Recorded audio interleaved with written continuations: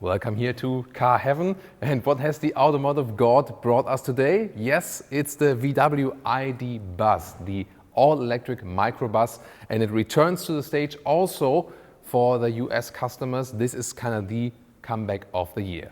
All-electric, microbus style. You can see here very short front overhangs, and it has this retro look. Huge VW logo here in the front, light strip going all the way through. LED is standard, matrix LED you can see here is an option, and you can also get this two-tone color, but you can also get a uni color if you like. Sensors are hidden here in the lower part. And what do you think? Is it kind of still retro style? We can check that out. Look at that here. Here, this is the T1, the original, very first generation, and you can see there is some resemblance. It's of course not the same. The new vehicle is now way wider, but it kind of still transports, this characteristic style, doesn't it? The microbus has always been, let's say, humanized. So yeah, when it twinkles, what do you think about that? This one here sits on the very same passenger car electric platform, the MEB, like ID3, ID4, ID5, that shows you how flexible it is actually. But make no mistakes, these are different dimensions right here. First of all, once again, the very short overhang you can see here in the side profile, 18 to 21 inch wheels. You can see here 20 inch wheels. And the wheelbase here is about 3 meters or 118 inches for the short wheelbase version. The total length, 4 meters 71 or 185 inches. The wheelbase here is actually the very same as you have from the short wheelbase version of the VW T6. So it's not that it's shorter in that respect. Once again, just the very, very short overhang.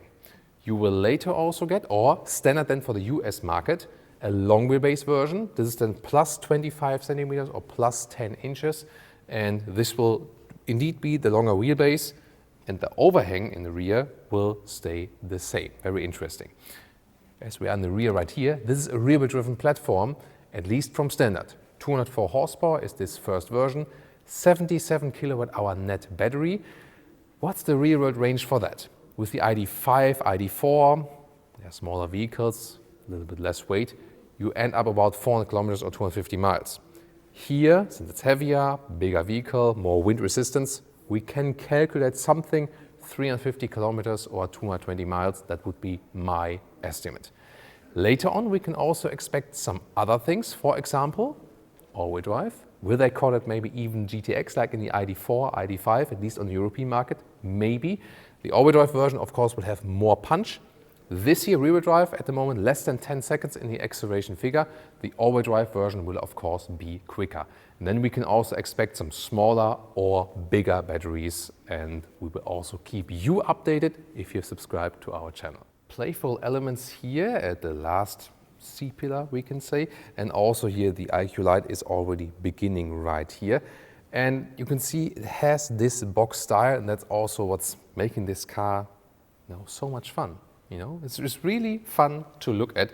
Here, once again, at the rear, also with that huge logo. And once again, it might appear a little bit smaller because it's a little bit more joyful, but if you compare this one to the T6, this one here is 8 centimeters or 3 inches wider. Light strip going all the way across the vehicle. Once again, a huge logo, ID. Buzz writing. With this dot here, I think it's a little bit complicated, right? Why don't you just they don't leave this dot there? Yeah, whatever. The interior will be even more interesting, I can promise. Depending on the power output, towing capacity will be between 1 and 1.8 tons. Yeah, the latter one then probably only with the all-wheel drive versions. And since we're talking about figures, what about recharging? The charging flap here is actually in the right rear here, so on the passenger side. And the charging figures, 11 kilowatt AC or now 170 kilowatt DC. That's new because of new cell architecture in the battery. It goes faster now, and that means 5 to 80% state of charge in 30 minutes. And in the rear, when you have this matrix LED option, you can see here the cascading form of the turning indicators, and really goes around the side. Interesting. Oh, here another Easter egg at the rear window. You can see here car silhouette and yeah, this umbrella. Well, is there a Frunk? Probably not. So you can see here I released the front, and then you can basically fold the logo here forward. And it reminds me a little bit of a Smart 4.2, right? We have this small flap in the front, and the only thing you can access here is, you know, here for the wiper fluid.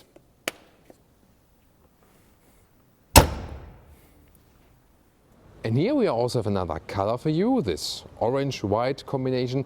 Once again, this is in a dual tone scheme to look back to the past with this retro element. You can also, of course, then later on get just one unified color all over the vehicle.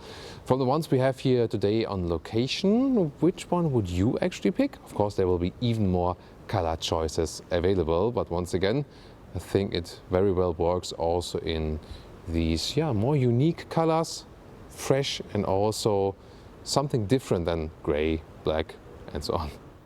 This is the car key. We know it from the ID4, ID5, high gloss black. Yeah, that's how it is. But here we have the buttons here for the sliding doors to come very soon. What about the door closing sound? That's solid, cool. You have a puddle light, by the way, here with this Renault logo. Sorry, I had to go for this one. Then here, inside of the doors, you can have different colors. It is hard pack though, so yeah, well, it's a prototype. We'll see if the changes later on, but I guess not. Soft touch here, however, here for your elbow. And then you have these funny color combinations in yellow, orange, green or blue. However, if you say like, it's too fancy for me, you can also just get a very subtle, you know, more dark style. So you don't have to go for it. And they also have this limit that, for example, when you pick an orange outside color, you cannot go for yellow on the inside. That's probably like the residual value saver or something. Then the rest of the interior is really interesting. You can get a dark or a bright steering wheel here, and both steering wheel, seats, it's all animal free. This is, of course, a very good decision. Finally have this very consistent move. So the age of animal skin in the vehicles is over. It's kind of like consensus now in the automotive industry. And getting inside, you can see here up and down of the steering wheel, in and out. And you have a very small instrument cluster here. Well, and since we have this bus style and the EV platform, I can easily move from left to right. Not sure what this was about here, the sound. This is like the start or a goodbye sound. So I can easily move to the other side, also in the front. And taking a look here at in detail of the seats, this is in here the one with microfiber and outside leather red. It's more high trim, the ergo comfort seat. Also again, bright or darker styles are available. The base seat will be, you know, a little bit more subtle. And you have a very spacious feeling indeed. 1.86 m or 6'1" here, still a lot of headroom left. This front area is really, really large. So you have a lot, you know, here with the screens and so on. ID4, ID5, you realize it's the same MEB platform. At the same time, you also have this upright seating position and this traveling feeling. So you still get this typical bus feeling, or buzz feeling in this case then. Main material, by the way, here, so the majority is from recycled ocean plastics. Very good, so they're going full circle. Joyful detail here, pause for the brake and play for the throttle. Do we call it throttle here in the EV? Here at the inside of the doors in the front, by the way, look at that, another Easter egg with that smiley. When our very young viewers will probably say, oh, this is Grandpa Thomas, because you don't say smiley anymore, right? You say emoji, right? Sorry about that, kid of the 90s. By the way, you can induce this goodbye sound Homer Simpson style. So there's like a you know, seat contact here, then the ignition goes on, and when I leave the seat, you have this goodbye sound. And it works all the time. Going in, going out. Sound on, sound off. Now a closer look here at the interior. Really cool here is this wooden style inlet here. So that looks really good. And we have some cubby holes right here. Once again, the color codes can be changed. Then you get either a 10-inch screen or here the bigger 12-inch screen optional. Drawback is you don't have any backlight buttons here, still not available. Also here for the temperature sliders, so user interface in this case not that good. Here at the steering wheel, what's interesting, small instruments, and then you have these new stock columns right here for putting in the gears. Actually a little bit cozier than having it directly attached right there. And then here in the lower area, we have cup holders. You can fold them down. It's really robust, also with adaptive styling. And in this middle part here between the seats, we have here, first of all, we have these armrests, and then you have this kind of middle table here with some splitters. And when you take these splitters out, for example here, you have this this bottle opener. Here at the steering wheel, capacitive buttons, hashtag capacitive BS, that's the thing here. So here on the right side you have control for the volume, for example, or for the instruments. On the left side you have the adaptive cruise control, and also the travel assist here work with capacitive function in here for that new steering wheel material. That's actually pretty fancy. And then we have these small instruments. You cannot change too much there. You see the range, you see the speeds, and that's actually it. Screen here in detail now. Here, once again, volume or temperature sliders, they are not backlit. They need to fix this actually. And then you can have two home screens, either here with the map or then here this app view.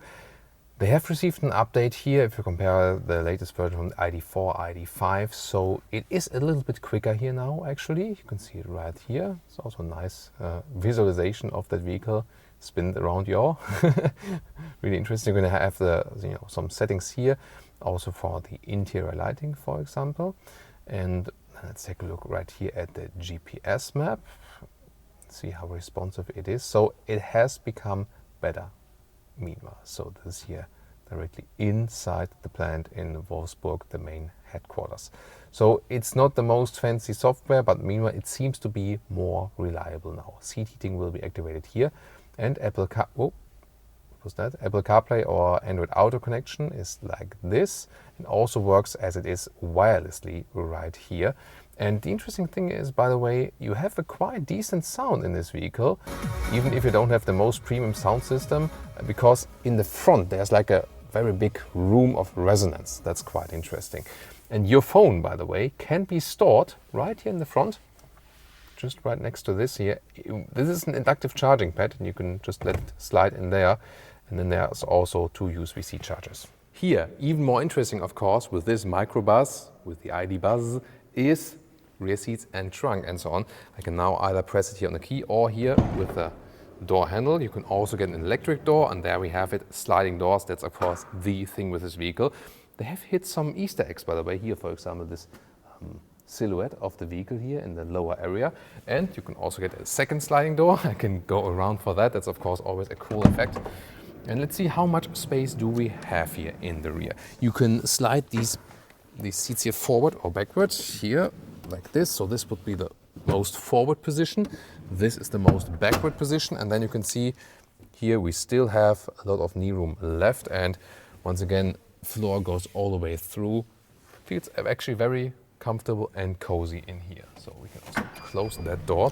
What we can also do is fold the seat from here. There's an additional screw here, by the way, at the moment. This is just for the prototype. This will be gone later on. You can see here when I fold this bench, you can see here the lower area also goes down just a little bit. And what effect it will have on the cargo space, we are soon going to take a look at that. And you can also move that whole thing a little bit more backward. Then you have more like a laying back position. But indeed, it's really very, very comfortable. So this traveling feeling. What about the seat setup? This will be very interesting. Here at the moment, we have a 5-seater. Yeah, that's 5. So bench that goes all the way through, but you will also be able to have, for example, and also with the long wheelbase version, like 2-2-2 for 6 or 2-3-2 for 7 people overall. Here, of course, with the short wheelbase, that's the most useful approach you would have. If you go for long wheelbase, then of course this 2-2-2 setup is a very popular one. And then you can also have the seats which are facing the opposite way, and later on also maybe turning seats. So a lot of flexibility is to come, but you cannot remove them here completely. And now the fight with the trunk. Wouldn't it be cool here to fold the whole huge VW logo? Sadly, it's not the case. So 1,120 liters is the capacity. Let's see about the measures. And yeah, these are really square dimensions. I can also easily stand underneath it. And here So this is a meter or 40 inches here, but that's more. So here we are at about, yeah, almost 120 in meters or 47 inches. That's really good. And also the length here is at, let's see, 115 in meters or 45 inches. Well, and of course here the height is also very relevant. You can see it here. This is 1 meters 10 or 44 inches. So very good square dimensions with some interesting details here, by the way. For example, here, this is like, is it just a black cover? We can pull this one here out. And here you have these splitters. You know, made from Skoda. You can put them here then in the trunk and then secure, you know, luggage from falling all over the place. And finally, we will, by the way, also have the possibility of V2L, so vehicle to load. So this bi-directional charging, and then you also have an adapter. And when you then have some, sorry, this needs to be fixed somehow again. So when you have then some laser equipment, like, I'll do this later. When you, for example, go surfing or stand-up paddling or whatever, or you maybe want a coffee machine or whatever, you can then actually put this known adapter and then also use your equipment. So now fold the seats. Let's see about the complete length. So up to the front seats, yeah, this here, like the stick is 2 meters or 79 inches, and this is longer actually than now. The only thing is you have this step right here. This will stay. It's different in the cargo version to coming up very soon, but that's just how it is actually. And you cannot take out the one seat, for example, like putting a bicycle through, like you can do in the T7. So this is indeed a limiting factor. So you will have this step here. However, you still have a lot of space to work with. And here inside of the rear cargo area, one more Easter egg. This one, by the way, here, the soft touch here will be because you will have the third seating row here. 2 seats will be possible right here, especially then, of course, for the long wheelbase version. And here also another interior world for you.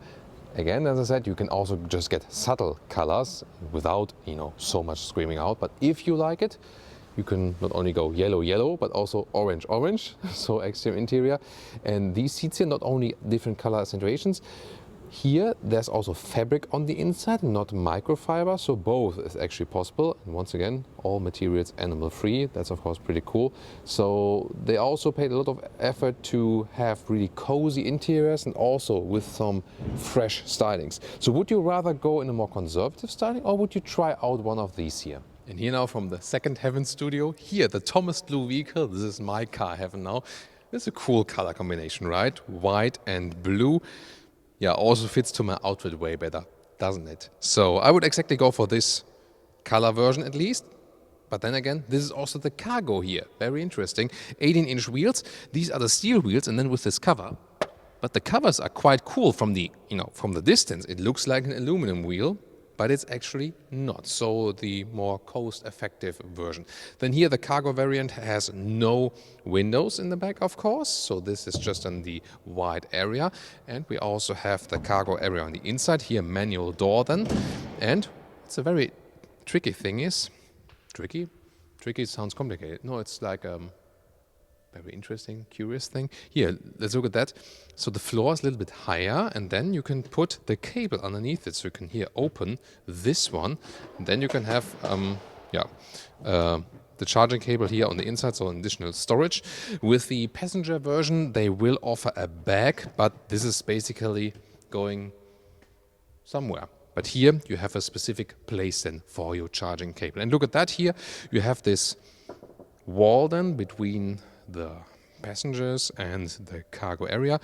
3.9 cubic meters it is then in the capacity. And let's slide it like this. Follow me to the rear because we have, you know, some changes here as well. First of all, this does not have the most, you know, sophisticated lighting options. So here it's also a little bit more basic. You will have 2 different versions, either like this here with the hatch as we know it, and then you can see we do not have the light strip that goes all the way here, more, you know, more cost saving. You will also have these folding doors. This will also be available, and then the big VW logo will move to the left side. But here then, as I said, even electric hatch is available for this one. And then we have here this rugged area. Also, for example, here for the for the tension belts and so on. And you can actually fit 2 Euro pellets in here. There we also have these attachments at the side. So yeah, that might also be an option, even for maybe camping when you put a mattress in there. And you see here more than 2 meters or 79 inches.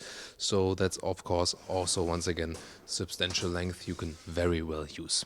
And we have a completely different dash here indeed. So the instrument cluster on my side here is the same, but everything else, here rugged materials, all hard pack, then a lot of space. So you maybe know it when you're in the cargo business or when you're just in delivery business, you need things, just to put them somewhere and then concentrate on other things. And also the seats here from materials, this is a basic fabric, a very rugged one as well. So this will be cheaper definitely in the entry version. It might be actually a solution not only for commercial use, but really when you say like, hey, I want an electric transporter, but also maybe like for bicycles or whatever, easy to put in there, and just want a lower entry price. This can be very interesting. This is also the 10-inch screen, by the way. You don't see that difference that much actually. The software will be similar. It's just that it's a little bit smaller than the 12-inch screen. So definitely the other one, yeah, seating wise, they are a little bit plusher also on, but the basic layout then is somewhat or less similar. Here in the lower part, the cup holders are also more basic. You cannot fold them out. But very interesting also to see this version here. Which one would you actually go for? The more, luxurious passenger one, or would you get one of these cargo versions? Tell me in the comments. And of course, compare the VW T7. This is the new one with plug-in hybrids or also with normal petrol and diesel. And of course, the competitor is still the Mercedes, how's it called? V-Class, right? Mercedes V-Class, yeah, right.